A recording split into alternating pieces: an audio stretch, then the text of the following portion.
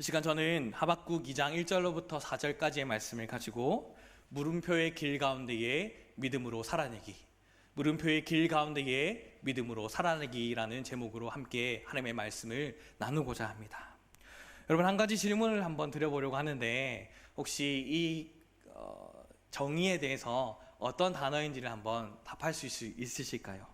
영화에서 슈퍼히어로와 대비되는 인물로 영화에서 주로 사용하다가 일상에서도 요즘에 많이 사용하게 되는 단어가 있습니다. 혹시 아실까요? 뉴스에서도 종종 많이 나오는데 바로 빌런이라는 단어입니다. 우리 주변에는 주차 빌런, 독서실 빌런, 게임 빌런, 소음 빌런 등등의 다양한 빌런들이 존재한다라고 합니다. 우리가 알고 있는 가장 가까운 느낌의 의미는 원래 악당, 악인, 범죄자 등을 지칭하여 사용하는 영어 단어인데요. 이 영어 단어는 라틴어 빌라누스가 어원이게 됩니다. 고대 로마 농장 빌라에서 일하는 농민들을 빌라누스라고 하였거든요. 그런데 이 빌라누스들이 차별과 가난에서 시달렸다고 합니다. 그래서 견디다 못해 어떻게 했을까요? 폭동을 일으켰다고 합니다. 참는데도 한계가 있지 라고 하며 빌라누스들이 상류층의 재산을 약탈하고 무력을 행사했던 것이죠. 이런 안타까운 사연들로 인해서 악당으로 변모하게 되었던 이 빌라누스에서 유래하여 악당을 뜻하게 되는 빌런이라는 단어가 나오게 되었다고 합니다. 그러니 어원이라는 조금 다른 뜻으로 현재에 우리는 사용되고 있는 것을 추측해 볼 수 있겠죠. 그런데 더욱 재미있는 것은요, 이 단어가 우리가 일상적으로 사용할 때에 우리나라에 들어오면서 조금 더 확장되신 의미로 사용되어지게 되었다는 겁니다. 예를 들어보면 이렇게도 사용한다고 해요. 냉면 빌런, 커피 빌런, 두부 빌런. 이때 사용할 때는요, 냉면을 엄청나게 좋아하는 사람을 냉면 빌런이라고 합니다. 또 커피 빌런은요, 커피를 마시지 않으면 정신을 못 차리는 사람을 커피 빌런이라고 하고요. 또 매 끼니마다 두부를 반드시 먹어야 되는 사람이 있다고 합니다. 그런 사람들을 두부 빌런이라고 표현하죠. 그런데 이럴 때 사용하는 것은 그 사람들이 악하다, 악당이다 라고 얘기하는 것이 아니라 빌런의 의미가 무언가에 과도하게 집착하거나 특이한 행동을 보이는 사람을 말하게 되는데요. 이때 빌런은 악당보다는 괴짜에 가까운 뜻이 되고, 흔히 우리가 알고 있는 히어로 영화에서 평범한 인물이 과한 집착이나 특정한 계기를 통하여서 빌런이 되는 것에서 파생되어져 나오게 되었던 겁니다. 그래서 우리나라에서 사용하는 빌런은 본질적인 의미와는 다르게 확장된 의미로 많이들 사용하고 있는 것이죠. 그런데 우리가 아는 악당의 의미에 맞게 사용되어지는 의미의 단어들도 있습니다. 민폐를 끼치고 사람들을 말할 때에 흔히 뉴스에서도 많이 보게 되는 주차 빌런, 지하철 빌런과 같은 사람들을 말할 때이죠. 그 사람들은 주차와 또 지하철 속에서 사람들에게 불편을 주면 안 되는 행위를 해서는 안 됨에도 불구하고 그러한 행동을 하게 됨으로 말미암아 우리는 짜증이 나고 스트레스가 올라오게 되고 결국에는 우리 가운데에 엄청난 화가 치밀어 오르게 되는 것이죠. 뉴스만 봐도 어떻게 저렇게 행동할 수 있을까? 저렇게 몰상식할까? 라는 이야기를 할 수 있는 것이죠. 그런데요, 오늘 말씀 속에 하박국 선지자도 화가 나 있습니다. 그런데 화가 난 빌런과도 같은 세상과 마찬가지로 다름 아닌 하나님께도 화가 나 있었습니다. 왜냐하면 하박국이 세상을 바라보았을 때에 두 가지의 의문이 생겼기 때문이죠. 첫째는 도대체 하나님께서 살아계신다면 어떻게 주변에 이런 일들이 일어나게 됩니까? 하는 것과, 둘째, 하나님께 아무리 부르짖어도 하나님 그때 동안 뭐하고 계십니까? 하나님 살아계신 거 맞습니까? 라는 두 가지 질문 말입니다. 하박국 선지자는 하나님께 불평을 토로하기 시작합니다. 하나님의 백성들도 세상도 이제는 더 이상 하나님의 법을 따르지 않고 급기야 세상으로부터 하나님의 백성들이 조롱받기에 시작하기에 참으로 암담한 생활을 살아가고 있는 것이죠. 악인들이 의인을 이기는 것처럼 보이고 바르게 살기 위해 몸부림치며 사는 사람들은 오히려 부당한 대우를 받는 것 같고, 교회가 세상의 소망이 아니라 걸림돌 취급을 받는 상황은 어쩌면 오늘날 우리의 상황과 비슷해 보일 수도 있습니다. 이 상황에서 도대체 하나님의 사람들은 어떻게 살아야 하는가라는 고민은 하박국의 물음이며 동시에 우리들의 물음이자 지금 현재의 상황, 어쩌면 하박국같이 화를 내고 우리도 이 자리에 있을 수 있기에 우리는 말씀 앞에 우리의 물음표는 과연 하나님 앞에서 어떤 질문을 던지고 있는지를 생각해 보아야만 합니다. 1장에서 하나님께 호소한 이후에 오늘 본문 2장이 시작됩니다. 하나님, 도대체 왜 하나님은 하나님의 백성들이 하나님의 백성이 아닌 사람들에게 짓밟히고 고난당하게 하십니까? 이건 부당하죠. 어떻게 이러십니까? 하나님이 살아계신다면 어찌 이러실 수 있습니까? 라고 하나님께 쏟아낸 후에 하나님께서 어떻게 말씀하신지를 기대하며 서 있습니다.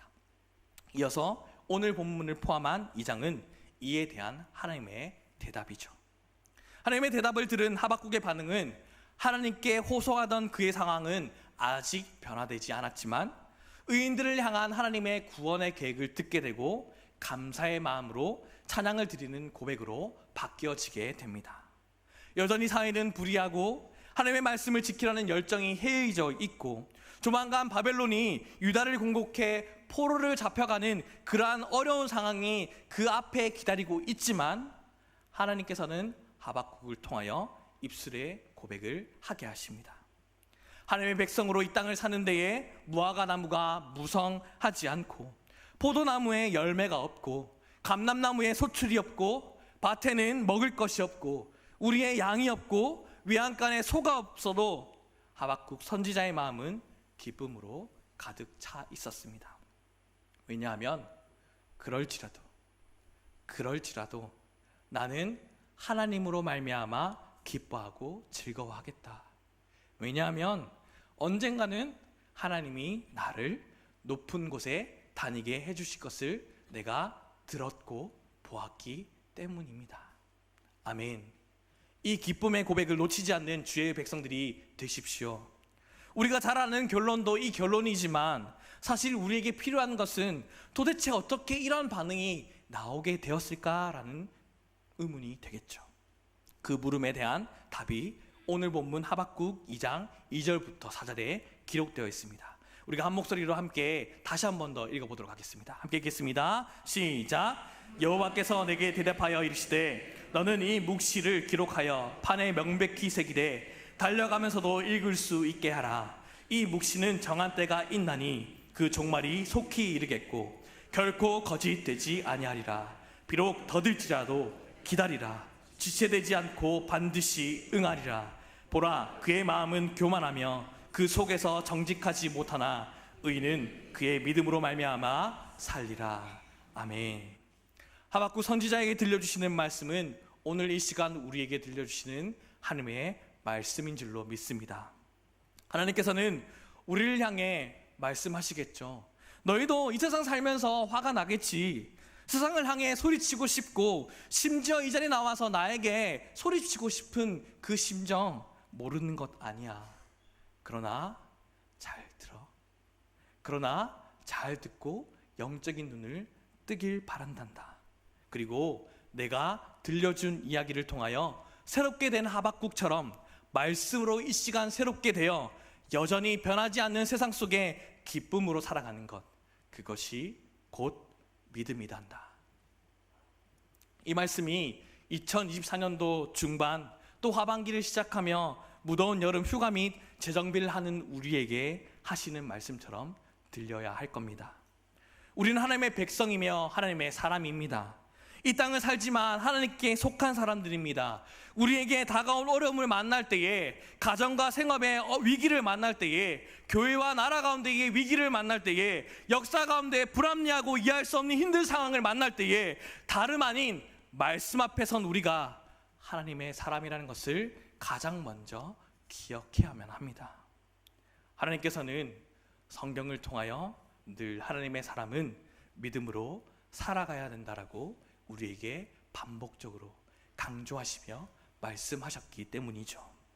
그 은혜가 주님의 은혜로 살아감을 고백한 이곳에 모인 여러분의 삶과 마음 가운데에 가득 넘치기를 소망합니다. 그럼 우리가 어떻게 살아야 믿음의 사람인지를 본문을 통하여 조금 더 나눠 보아야 되겠죠. 본문 2절을 통하여 첫 번째 그 방법을 알려주십니다. 묵시를 기록하여 판에 명백히 새기되 달려가면서도 읽을 수 있게 하라. 이것은 곧 믿음으로 살기 위해 하나님의 말씀이 우리에게 가장 첫 번째로 필요하다라는 겁니다. 우리가 길을 찾을 때나 무언가 문제가 풀리지 않을 때에 우선 해야 하는 것은 원래의 자리로 돌아오는 겁니다. 사랑하는 저희 아이들이 저와 함께 하고 싶은 마음이 크겠죠. 여러분의 자녀들도 그렇게 하실 테지만, 그래서 그런지 제가 집에 있으면 꼭 묻습니다. 밥을 먹는데도요, 이런저런 이야기를 하지만 관심사는 다른 데 있는 것 같습니다. 아빠 밥 먹고 나면 이런저런 놀이해요. 아빠, 오늘은 잠을 같이 잘 수 있어요? 그 이야기를 기억했다가요, 그 시간을 아이한테 다 드리지 못한 마음의 불편함은 있지만 그 마음을 기억했다가요, 시간이 날 때 그래도 아이들과 함께 시간을 보내려고 노력을 합니다.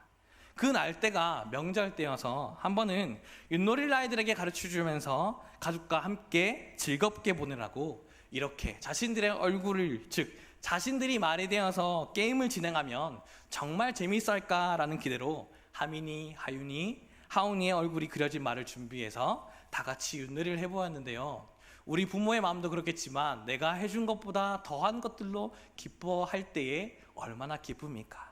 우리 아이들도 제가 생각했던 것보다 더 기뻐하고 즐거워하면서 이 놀이를 해나가는 게 저에게 그렇게 뿌듯하고 기쁘더라고요. 그런데 잘 아시겠지만 아이들은 집중력과 체력 등이 저희와는 다르게 그 요구가 반복적인 것들이 상상을 뛰어넘죠. 윷놀이를 한 번 시작해서 하루를 한 번 하는 횟수는 둘째치고 명절을 시작으로 반년 정도를 이 윷놀이에 시달렸다라고 말할 수 있을 정도로 밥 먹고 나면 윷놀이 해요, 조금 지나면 또 윷놀이 해요 하면서 아주 열심히 하더라고요. 말씀 속에 어떤 것에 심취해 있었던 것이 빌런이라고 했었을 때 우리 아이들이 윷놀이의 빌런이다라고 말할 수 있을 정도로 굉장히 열심히 윷놀이를 하더라고요. 그래서 얼마나 열심히 했냐면 윷을 주지 않아도 자신이 가지고 있는 숟가락, 포크, 장난감 숟가락 포크를 가지고 윷을 정하여서 앞뒤 뒤집어지면 윷놀이다 하면서 그렇게 윷놀이를 열심히 하더라고요. 여러분도 그렇게 윷놀이를 열심히 해본 적이 있으십니까? 그런데 그 아이들의 좋아하는 것도 조금씩 바뀌어지게 되죠. 또 다른 것들에 대해서 즐겁게 하고 놀이를 하다가 우리 첫째 아이가 요즘에 루미큐브라는 게임, 보드게임에 즐거워하더라고요. 이 보드게임을 모르시는 분들을 위해서 잠깐 설명을 드려보려고 하는데요, 이 루미큐브라는 게임은 세상에서 세계적으로 세 번째로 가장 많이 팔리는 베스트셀러라고 합니다. 1에서부터 30까지의 숫자와 그 외에 어디에도 붙여서 사용할 수 있는 특별한 카드를 가지고요, 숫자를 조합하여 내가 처음 가졌던 그 숫자를 다 먼저 내려놓는 사람이 이기는 게임입니다. 처음 내가 그런데 카드를 내려놓기 위해서는요, 한 가지 조건이 있습니다. 어떤 조건이냐면 30이라는 숫자 이상을 색깔이 다른 숫자를 내거나 또 연속수를 3개 이상 만들어서 30 이상을 내어놓아 했었을 때에 처음 내가 드디어 또 다른 게임을 진행할 수 있는 방법들이 일어나게 되는 것이죠. 그런데 더 재미있는 것은요, 이렇게 내가 30이라는 숫자를 먼저 내어놓고 그 다음 번번에 내가 숫자를 내어놓는 시간이 돌아오게 되면요, 내가 내려놓는 숫자만 사용하는 것이 아니라 다른 상대방의 숫자들을 이용해서 이제 함께 내가 가지고 있는 그런 숫자들을 내려놓을 수 있게 된다는 겁니다. 이때 다른 사람들이 내려놓는 숫자를 사용하다 보면 이리저리 여러 가지로 많이 흩어지게 되겠죠. 그러니 원래 모양이 흩어지는 것을 우리는 알 수 있게 됩니다. 그러다가 가끔 내가 하려던 조합의 방법들을 잃어버리게 되어 참 난감한 순간이 오게 되는데, 그때에는 다시금 원래 자리로 숫자를 돌려놓고 다른 조각 하나를 내가 가지게 되거나, 아니면 다시 한 번 더 원래의 자리로 돌아보고 난 다음에 방법을 생각하기 위해 곰곰이 찬찬히 생각해서 조합하여 성공하는 그러한 방법을 잃을 때가 있습니다. 어떻게요? 흩어졌을 땐 다시 원래 자리로. 루미큐브라는 게임도 그렇지만 우리에게 더 익숙한 미로 게임도 마찬가지겠죠. 여러 가지 길처럼 보이는 무수한 길 가운데에 갈림길이 있어 내가 한 길을 선택하게 됩니다. 그런데 그 길을 갔다가 곰곰이 펜을 하여 살펴보니까 길이 막혀 있는 거예요. 그러면 어떻게 합니까? 다시금 갈림길에 있었던 그 자리로 원래 자리 돌아가야 되는 것이죠. 우리가 길을 잃었을 때나 문제를 풀다가 풀리지 않을 때에는 늘 기초로 돌아가라고 합니다.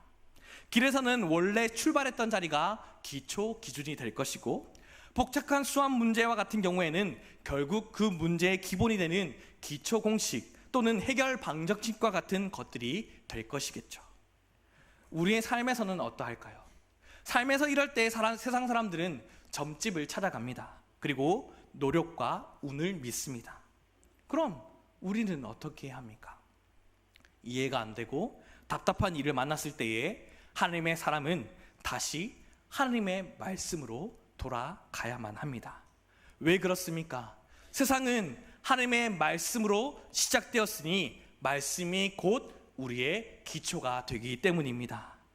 시작하신 이가 하나님이시니 끝마치는 이도 하나님이시기 때문입니다. 그래서 오늘 살아가는데 내가 왜 이리 힘이 없을까? 삶이 살아가는데 왜 이리 막막할까? 우리의 채워짐이 없는 것은요, 내가 현재 가지고 있는 그 어떤 마실 물, 먹을 음식이 없는 것처럼 나에게 다른 것들이 없는 것이 아니라 말씀의 기준이 내 마음 가운데 없기 때문입니다. 인생을 살아가다가 어떠한 형편이나 시간을 만날 때에 믿음의 기준이 될 만한 말씀이 우리 가운데 그래서 필요한 겁니다. 세상은 자신들의 힘을 신으로 삼습니다. 눈에 당장 보이는 힘 있는 것을 신으로 삼죠. 세상 사람들에게는 왜 그럴까요? 그것밖에 방법이 없기 때문입니다. 내가 가지고 있는 힘을 의지해서 사는 방법밖에 없습니다. 내가 경험해서, 내가 공부해서, 내가 인생 속에서 경험한 것만 가지고 살아갈 수밖에 없다라는 겁니다. 하박국 선지자가 바라본 불합리한 세상이 아마 그랬을 겁니다. 그러나 그때의 하나님은 말씀하셨습니다. 그 세상을 극복하고 이겨낼 힘은 다시 말씀밖에 없다고요. 하나님의 말씀대로 오늘도 내가 살고 있는가? 말씀으로 내가 오늘도 살아내려 하고 있는가라는 고민이 내게 없으면 하나님의 백성으로 그 상황을 이겨내고 있는가를 우리는 점검할 방법도 없고요, 그 문제를 해결할 방법과 힘은 없는 겁니다. 너는 이 묵시를 기록하여 판에 명백히 새기되 달려가면서도 읽을 수 있게 하라 라는 이 말씀을 한마디로 하냐면요, 하나님의 말씀을 절대로 잊지 말라는 거죠. 달려가면서 읽을 수 있다고 한다면 얼마나 내 삶에 다른 것보다 말씀이 커야만 하겠습니까? 운동선수들처럼 공이 크게 보인다고 할 만한 동체 시력처럼 우리의 영적인 시력도 좋아야 할 테죠. 그렇게 말씀이 무엇보다 먼저 생각나게 하기 위해서는요, 결국 얼마나 예배를, 얼마나 말씀을, 얼마나 오늘도 하나님을 평소에도 가까이 하며 지냈냐입니다. 그처럼 우리 마음판에 하나님의 말씀을 명백히 새겨 놓으라는 겁니다. 그래서 납득이 안 되고 이해가 안 되는 상황을 만났을 때에 나와 우리 가정, 다음 세대들이 우리가 혹하거나 흔들릴 만한 기준을 보고 따라가는 것이 아니라 말씀을 가지고 하나님의 백성으로 지내며 살아가라는 겁니다. 주의 말씀으로 주의 은혜로 살아감을 고백하는 이곳에 모인 모든 주님의 백성들이 한 주간도 믿음의 생활을 하며 무엇보다 하나님의 말씀과 씨름하는 은혜가 있기를 간절히 축원합니다. 주의 말씀은 내 발의 등이요 내 길에 빛이 되는 말씀이 우리 삶 가운데의 말씀의 선명한 원리로 다가올 수 있기를 소망합니다. 그래서 경험을 따라 행동하고 감정에 따라 섣불리 행동하는 모습은 사라지고 그 자리에 하나님의 말씀의 원리가 오늘 선명해지는 은혜가 있기를 간절히 소망합니다. 두 번째입니다. 하나님의 때를 신뢰하십시오. 뭐라고요? 하나님의 때를 신뢰하십시오. 오늘 본문 3절 말씀인데요, 함께 읽겠습니다. 시작. 이 묵시는 정한 때가 있나니 그 종말이 속히 이르겠고 결코 거짓되지 아니하리라. 비록 더딜지라도 기다리라. 지체되지 않고 반드시 응하리라. 아멘. 하박국이 불만과 화가 난 이유는 무엇입니까? 왜 의인보다 악인이 잘 되라는 질문, 왜 하나님은 그 상황 가운데에 가만히 계십니까? 그 가운데 하나님은 살아계십니까? 라는 질문이 있기 때문이라고 했습니다. 그런데 하나님은 그 질문에 이렇게 답하셨습니다. 정한 시간, 정한 때가 있다. 우리의 삶이 지금의 모습으로 끝나지 않고 언젠가는 하나님이 제자리로 돌려 놓으실 때가 있다라는 겁니다. 그런데 그때를 하나님이 정하신다라는 거죠. 오늘 법과 도덕은 있는 듯 없는 듯 하고, 악인이 의인보다 더 잘 사는 것 같고, 심지어 믿지 않은 사람들이 더 떵떵거리며 즐겁게 사는 듯한 오늘의 현실을 보는 것 같이 그 당시 하박국은 전혀 납득할 수 없었습니다. 하나님이 정말로 계십니까? 이렇게 외치는 그 상황에 대해 하나님이 정한 때가 있다라고 답하십니다. 신뢰하고 믿는 우리 하나님이 그렇게 말씀하셨습니다. 그럼 우리는요? 우리는 하나님을 신뢰해야죠. 그렇기 때문에 우리는 오늘도 어렵고 힘들고 나의 상황과 형편이 어떠하든지 간에 믿음의 싸움을 해야만 하고 믿음의 싸움을 오늘도 하는 겁니다. 내가 원하는 때와 하나님이 원하시는 때가 다르기 때문이죠. 나는 지금 내 자녀가, 내 가정이 혹은 세상이 이렇게 되었으면 좋겠지만 이라고 생각하실지 모르겠지만 하나님의 때는 다를 수 있습니다. 정한 시간이 있다는 게 무슨 의미입니까? 일희일비라는 말이 있죠. 기뻐하다가 금세 다시 슬퍼하는 감정이 급격하게 변하는 상태가 아닌, 하나님의 정한 때가 있으니 우리의 표정 바꾸지 말고 생각과 행동 바꾸지 말고 하나님의 백성답게 그 모습을 지켜내라는 겁니다. 인생 가운데 우리가 이해가 안 되고 납득이 안 되는 일을 만나겠지만 그 시간에도 하나님의 백성의 태도를 지켜내십시오. 하나님의 때가 되면 분명 하나님께서는 돌이켜 주시고 회복시켜 주실 것입니다. 어려운 형편에 있는 사람들의 간구가 여러 매체들을 통하여 심심찮게 우리는 발견할 수 있습니다. 근데 정말 손이 필요한 약자에 있는 아이들을 두고 할아버지, 할머니 또는 병에 든 부모 등이 그렇게 말씀들을 하시죠. 내가 있는 동안에는 어떻게든 내가 보살피는데 내가 없으면 그때에 이 아이들을 누가 돌볼까 염려, 걱정합니다. 우리의 삶도 사람마다 차이는 있겠지만 같은 걱정과 고민을 일 겁니다. 그런데 하나님은 하나님의 때에 하나님의 시간에 그 일을 반드시 이루시는 분이시라면 우리가 하나님의 일을 하다가 혹 지금의 형편과 상황이 넉넉치 못한다 할지라도 하나님은 우리 자녀들에게, 우리 차세대들이 이때에 하나님의 일을 반드시 보이시고 하나님의 완전한 시간을 누릴 것이라는 믿음을 가지고 우리는 부르짖어야 한다는 것이죠. 말씀이 없어 죽어가는 내 영을 위해 내가 부르짖어야 하듯이 우리 차세대에 하나님의 하실 일을 보게 될 텐데 그것을 보는 믿음을 부어 주시옵소서. 우리가 주님 앞에 약속의 말씀을 붙들고 부르짖고 마음을 그렇게 확장한다면 걱정과 근심은 사라지고 평안과 참 기쁨을 우리는 누리게 될 것입니다. 그러니 하나님의 백성의 태도를 놓치지 마십시오. 함부로 눈을 돌리거나 표정을 함부로 일그러뜨리거나 함부로 부정적인 말을 내뱉지 마십시오. 이것은 마치 하나님이 살아계시지 않는 것처럼 행동하는 겁니다. 하나님이 안 계신처럼 함부로 말하지 않고 하나님의 시간이 있음을 인정하고 아프고 힘든 시간을 하나님의 백성답게 넘어가는 자들을 예수님이 우리에게 모범을 보이셨듯이 나도 우리 자녀들에게 또 다른 세상 사람들에게 살아계시는 하나님을 나타내 보이는 삶으로 누군가의 참 모범의 삶이 될 수 있기를 소망합니다. 그것이 곧 이 세상을 믿음으로 살아가는 우리의 모습인 겁니다. 오늘 본문 4절에는 무엇이라 쓰여져 있습니까? 의인은 믿음으로 산다고 했습니다. 상황이 일어난 것 때문에 그 상황에 쫓지 말고 약속하신 하나님의 말씀을 믿고 살아 하나님을 향한 믿음을 이루라는 겁니다.